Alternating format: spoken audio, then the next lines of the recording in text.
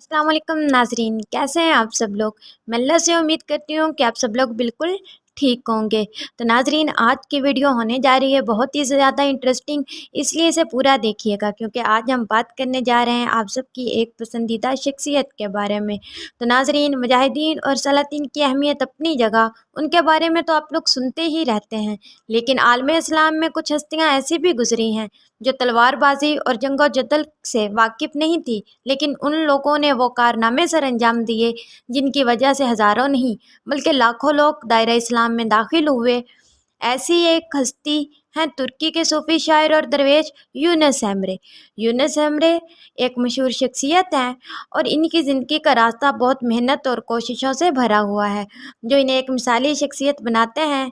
तो नाजरीन, अगर बात की जाए यूनुस एमरे की ज़िंदगी की, तो यूनुस एमरे का असल नाम मोहम्मद यूनुस था। आप 28 दिसंबर 1940 को बांग्लादेश के एक गाँव में पैदा हुए। यूनुस एमरे की ज़िंदगी का आगाज़ बहुत मामूली सा था, लेकिन उनके दिल में एक ख्वाब हमेशा से था कि उन्हें गरीबों और कम आमदन लोगों की मदद करनी है।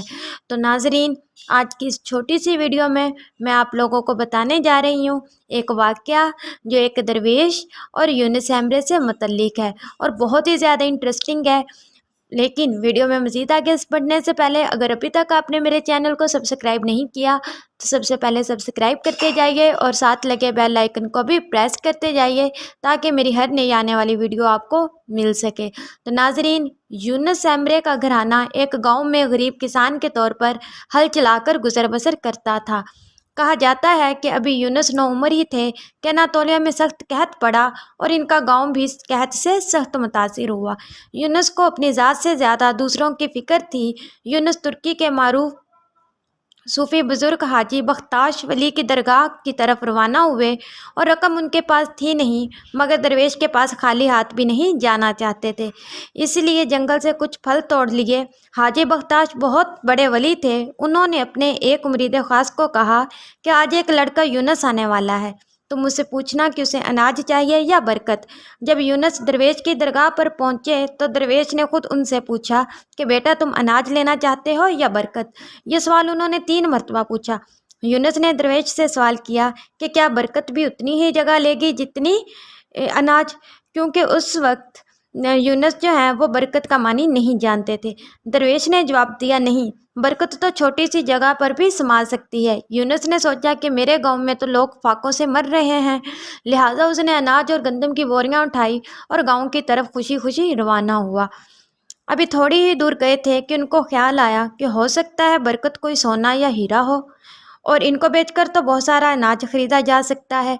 ये सोचकर नाजरीन, यूनुस दरगाह की तरफ वापस पलटे और दोबारा हाजिर होकर बरकत तलब की तो उनको जवाब मिला कि उनके हिस्से की बरकत तो अब किसी ताबतुक शख्स की तरफ दूसरे शहर में भेजी जा चुकी है। और तो नाजरीन, कहत के साल गुजर गए और यूनुस अनातोलिया के एक शहर नालहान में काजी के ओहदे पर फाइज हो गए। इस शहर में यूनुस की कई मुलाकातें ताबतुक एमरे से भी हुई। अब नाजरीन, ताबतुक एमरे कौन था जिसकी तरफ दरवेश ने बरकत भेजी थी। यूनुस ताबतुक एमरे की मोहब्बत से इस कदर मुतासिर हुए कि उनकी शागिर्दी इख्तियार करने के लिए काजी के मनसब से ही इस्तीफ़ा दे दिया। ताबतुक एमरे से आपने कुरान और हदीस के अलूम सीखे और मज़ीद अलूम सीखने के लिए आपने 40 साल उनकी खिदमत में गुजारे। ताबतुक एमरे ने यूनुस को सख्त आजमाइशों से गुजारा। उनकी शागिर्दी में यूनुस ने कई साल तक लकड़हारे के फ़राइज़ भी सर अंजाम दिए। सिर्फ इतना ही नहीं नाजरीन, आप दरगाह की सफाई सुथराई का काम भी करते रहे। यूनुस एमरे का ज़माना आजमाइशों का ज़माना था। उस ज़माने में कोनिया में सल्जूक हुक्मरान थे। जिस वक्त मंगोल सल्जूकी कबायली लड़ाइयों में मसरूफ़ थे, उस वक्त यूनुस एमरे ने भाईचारे का पैगाम फैलाया और सबको मिलजुल कर रहने की तलकीन की। जी नाजरीन, आपका ख्वाब गरीबों की मदद करना था। अपने ख्वाब को पूरा करने के लिए यूनुस एमरे ने दोस्ताना लिबास पहनकर गरीब आवाम की मदद करना शुरू कर दी। इसी तरह नाजरीन, आपने बांग्लादेश के सबसे बड़े गरीब गांव जिसका नाम चिटागोंग था, उस गांव में एक बैंक कायम किया और यह बैंक गरीबों का बैंक कहलाया। सिर्फ इतना ही नहीं नाजरीन कि आपने गरीबों की मदद के लिए बैंक कायम किया, बल्कि आपकी बड़ी कामयाबी आपने मातनी तौर पर मेहनत की और गरीबों के लिए कर्ज़ों की तफसीली منصوبہ بندی کرنے اور ان کے مستقبل کو مضبوط بنانے کے لیے محنت کرنے کا منصوبہ بنایا۔ آپ نے ایک معاشرتی تعلیمی منصوبہ گرامین بنگلہ دیش کا آغاز کیا، جس کے ذرائع سے کئی گرامین علاقوں میں تعلیمی اور ترقیاتی مواد فراہم کیا گیا۔ صرف تعلیمی اور ترقیاتی مواد پر ہی آپ نے بس نہیں کی ناظرین، بلکہ آپ نے بنگلہ دیش کے علاقوں کے علاوہ دنیا بھر میں مختلف ممالک کے علاقوں میں تعلیمی اداروں کی بنیاد رکھی۔ ان کے کام کے نتیجے میں ان کو دنیا بھر میں اقتصادی، اجتماعی اور تعلیمی معاملات کے ماہر تصور کیا جاتا ہے۔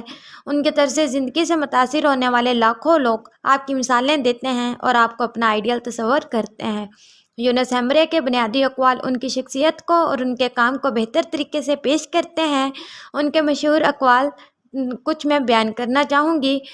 آپ نے فرمایا، اپنے آپ کو بدلو، آس پاس کو بدلو، دنیا کو بدل دو۔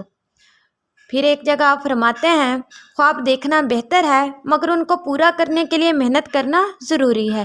اس کے علاوہ آپ نے یہ بھی کہا کہ چاہت کو جوہری بنا دو، توانائی کو حقیقت میں تبدیل کر دو۔